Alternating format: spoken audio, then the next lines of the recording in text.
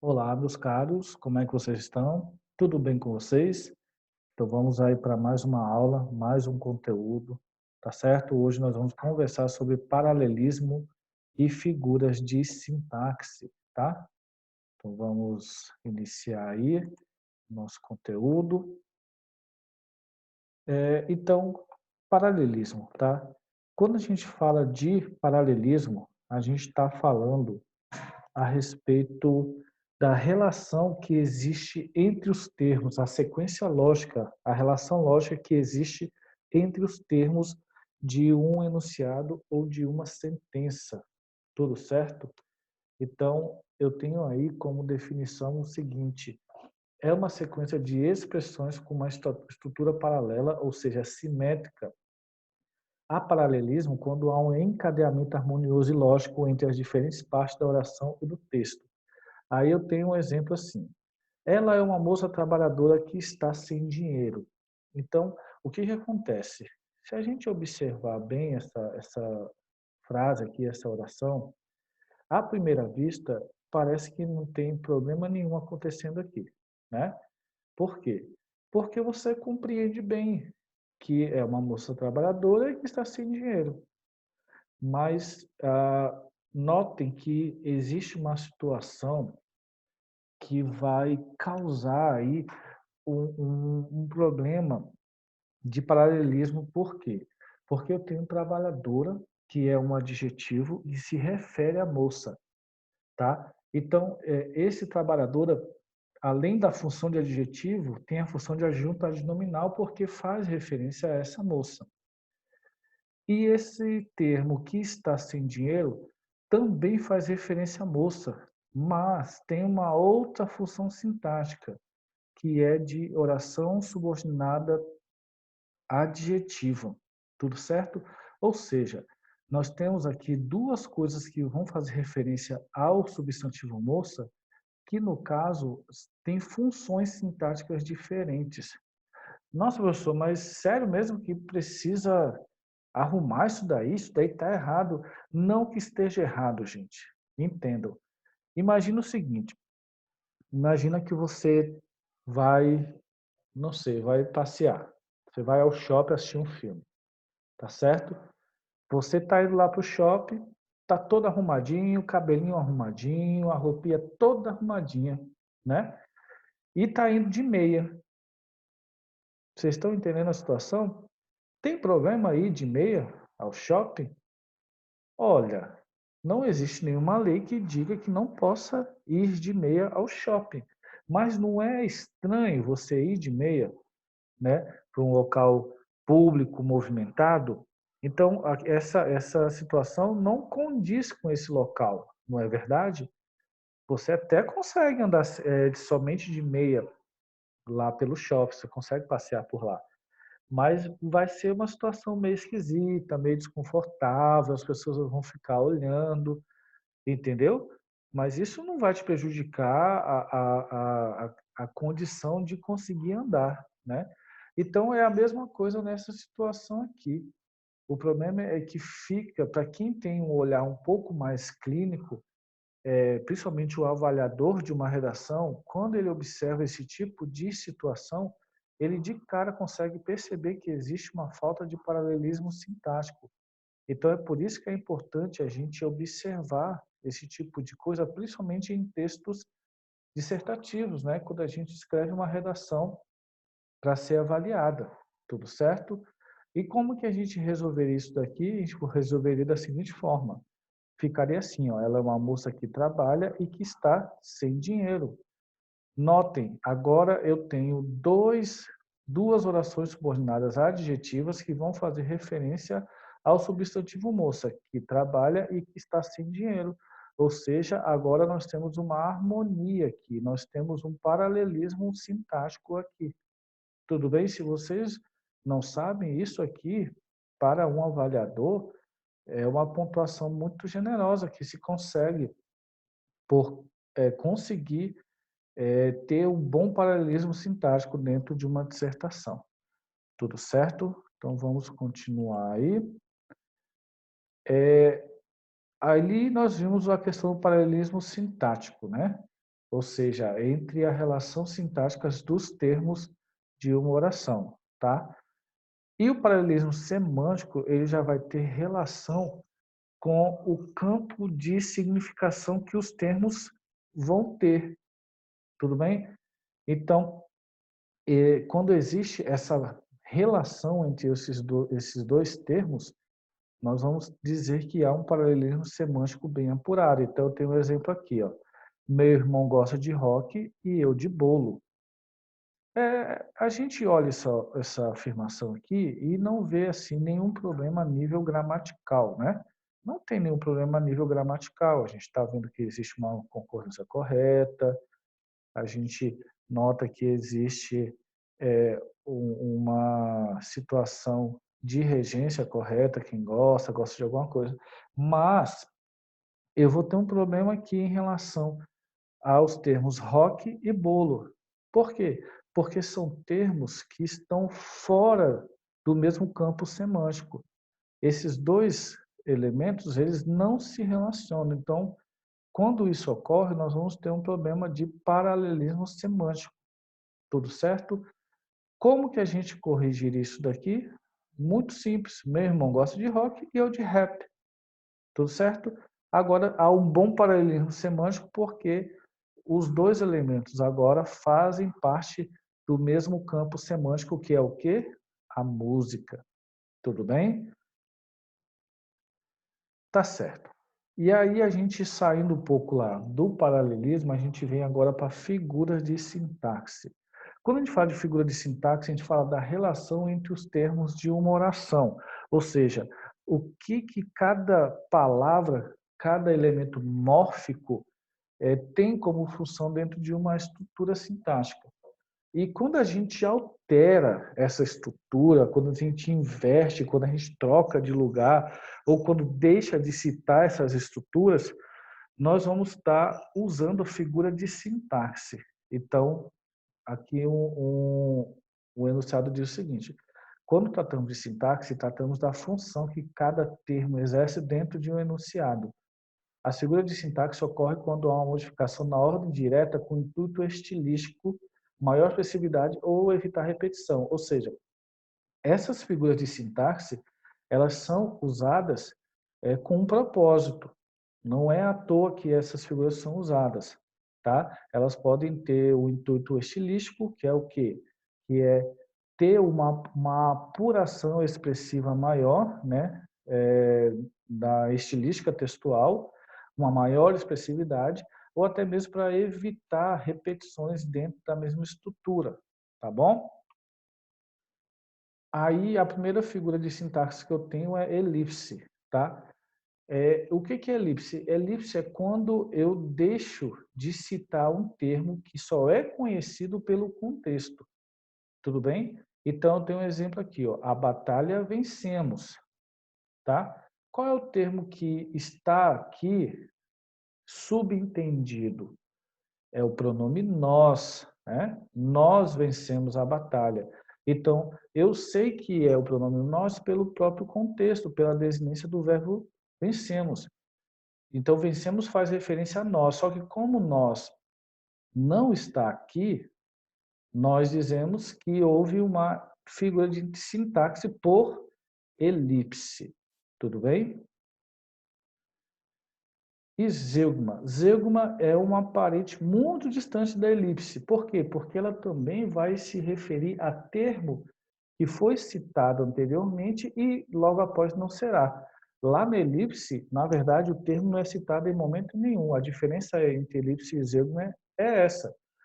O zeugma vai, o termo ele vai ter sido citado anteriormente e logo em seguida ele não é citado. Tudo bem? Então, ocorre quando o termo é suprimido da oração por já ter sido mencionado anteriormente. Então, exemplo. Você é um colírio para os meus olhos. Oh, um descongestionante nasal para o meu nariz. Um antiácido para o meu estômago. Tem gente que não sabe quando parar. Então, onde que a gente nota que há um zeugma aqui? Então, diz aqui, ó, você é um colírio para os meus olhos. Quem é um descongestionante para o nasal para o nariz? Você.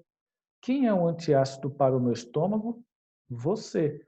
Ou seja, o termo você ele foi suprimido, ele foi retirado dessas duas sentenças para que se evite até mesmo uma repetição. E quando a gente lança a mão desse tipo de estrutura ou de figura, nós chamamos de zeugma. Tudo bem? E o assíndeto, tá? Este a é um prefixo de negação e síndeto quer dizer o quê? Conjunção, ou seja, então não tem conjunção. Então o assíndeto é quando dentro de uma estrutura a conjunção ela vai ser suprimida, diferente do zeugma, que o zeugma o termo ele vai ser citado anteriormente e logo à frente ele vai ser suprimido. Não, aqui a própria conjunção ela já vai ser suprimida, né? Então ocorre quando há ausência de conjunção que deveria ter sido empregada. Então tem um exemplo aqui. O que dizer de quem acredita que a Terra é plana não está com a saúde mental plena? Tudo bem? Qual foi o elemento que foi retirado aqui dentro dessa estrutura? Então presta atenção aqui. Quando ela diz o seguinte: o que dizer de quem acredita que a Terra é plana? Ele deveria ter dito assim, que não está com a saúde mental. Este que, tá? Que é a mesma, é esse mesmo que aqui, é uma conjunção. E no caso uma conjunção subordinativa. Então essa conjunção ela foi suprimida aqui, tá? Até mesmo para não fique citando um termo que já foi citado anteriormente. Então, quando isso ocorre, nós chamamos de figura de sintaxe assindética ou assíndeto. Tudo certo, então? Bem aqui deveria ter essa mesma conjunção, que não está com a saúde mental plena, mas essa conjunção ela foi retirada aqui. Então, por isso que é uma figura de sintaxe chamada de assíndeto. Então, vamos continuar aí. E o polissíndeto? Então, se o assíndeto é quando tem a ausência da conjunção, polissíndeto é quando, na verdade, temos várias. Poli quer dizer vários, e síndeto quer dizer conjunção. Então, nós temos várias conjunções aí. Quando uma conjunção é repetida. Então, eu tenho aí o exemplo. Mãos ao alto. Se for leitor, passa a carteira. Se for deputado, passa a mala. Se for assessor, passa a cueca. Tudo bem? E qual que é a conjunção que está sendo repetida constantemente aqui? É a conjunção adverbial se. Tudo bem? Tá vendo aqui ela sendo repetida por 3 vezes? Então, quando isso acontece, a figura de sintaxe é polissíndeto. Tudo certo? E anáfora, tá? A anáfora é quando nós temos uma expressão que ela é repetida diversas vezes no início da frase ou do verso, né? A gente só toma cuidado que aqui é a própria conjunção que é repetida, tá? Aqui não, nós temos uma expressão ou alguma coisa que vai ser sempre repetida. Tudo bem? Então, eu tenho um exemplo. Daí eu olhei bem nos olhos da Mônica e ela não conseguiu me bater. Puxa, como você conseguiu isso? Ó, graças à minha colagem, à minha força, à minha ousadia. E esse arranhão aqui, que foi? Ah, isso foi na hora que eu desci de cima da árvore, tá? Então, qual é o termo que está sendo repetido constantemente? Minha e minha. Quando isso acontece, nós chamamos de figura de sintaxe por anáfora. E anáfora quer dizer isso, é quando um termo que foi citado anteriormente novamente, quando algo que já foi citado anteriormente é relembrado, é citado novamente. Tudo bem? E o anacoluto. Esse anacoluto, ele é meio esquisito de entender, né? Todo mundo que entende não, mas eu sei que vocês são alunos capazes, inteligentes, vocês vão entender isso aqui tranquilamente, tá?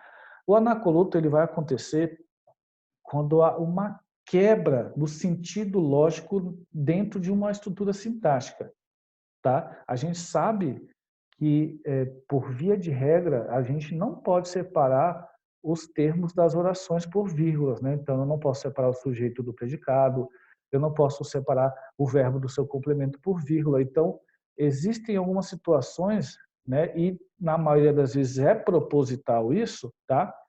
Que vão quebrar essa estrutura aí, causando até um certo estranhamento. Nós chamamos isso de anacoluto, tudo bem? Então tem aqui, ó, o filme que eu vi ontem, eu achei que você ia adorar. Então, perceba, o filme que eu vi ontem parece que essa expressão ficou no meio do caminho. O que que ele pensou sobre o filme que eu vi ontem, que ele viu ontem? Ele achou o filme legal? Ele achou o filme chato? Não, ele não completa a ideia dele, já surge aqui uma vírgula, e ele fala, eu achei que você ia adorar, que não tem relação com o que ele iria dizer sobre o filme. Então, esse tipo de quebra, nessa estrutura sintática, nós chamamos de anacoluto. Mas, professor, isso não estaria errado? Dependendo da forma que você souber usar, não. Nós vamos chamar de anacoluto. Agora, tem gente que fica separando sujeito de predicado com vírgula, verbo do seu complemento com vírgula, aí esses aí realmente eles estão cometendo um erro sintático aí, né? Aí aqui diz, meu filho, não admito que fale mal dele. Ou seja, a pessoa parece que dava a impressão que ia falar alguma coisa sobre o filho, mas acaba que não fala nada e fala uma outra coisa. Tudo certo? Então, quando há esse rompimento, essa ruptura na estrutura sintática, nós chamamos de anacoluto. O homem daqui, seu conceito de felicidade é muito mais subjetivo. De novo, o homem daqui o quê? O que que ia falar sobre o homem? Não, ele continuou com uma outra retórica aí, tá? A autora continuou com uma outra retórica. Então, nós chamamos de anacoluto quando há esse tipo de situação. Mas tem que saber fazer, tudo certo? Tá, e o hipérbato, tudo bem? O hipérbato, diferente do anacoluto, é quando há uma alteração da ordem direta. E qual que é a ordem direta? Sujeito, verbo e complementos. Então, quando há essa alteração nessa ordem direta, nós chamamos de hipérbato, tá? Então, por exemplo, dança à noite o casal de apaixonados no clube. Qual que seria a ordem direta disso aqui? O casal de apaixonados dança no clube à noite. Tudo bem? Aí a outra diz, aves, desisti de ter. Então, essa é a ordem direta. Qual que seria a ordem direta? Desistir de ter aves. Então, quando a gente faz o uso da ordem indireta aí, nós estamos fazendo uma figura de sintaxe chamada hipérbato. Tudo bem? E a silepse, tá? O que acontece? A silepse, ela é um pouco parecida com só um pouco parecida com desculpa, com o anacoluto, tá? Mas o que que vai acontecer? Enquanto aqui há uma quebra da lógica sintática, na silepse, na verdade, existe um termo que está sendo associado e que a priori não deveria estar lá. Então, aqui está dizendo assim, ó, fiquei sabendo que mais da metade da população mundial somos crianças.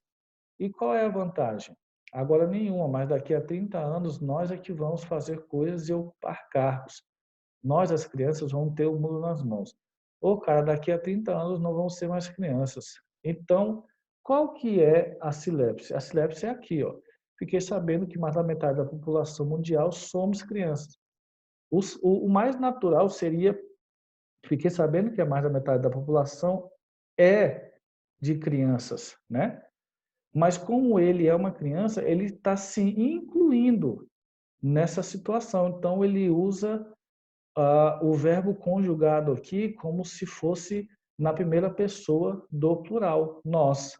Tudo bem? Então, quando acontece esse tipo de coisa, nós chamamos de silepse. Tudo certo, pessoal? Então, a gente encerra aqui a nossa aula. Façam essas atividades aí dessas páginas. Eu peço a vocês E se não entender alguma coisa, voltem aí na parte do vídeo que você não entendeu e reassista até entender. Tudo certo? Então, um abraço aí e até a próxima aula.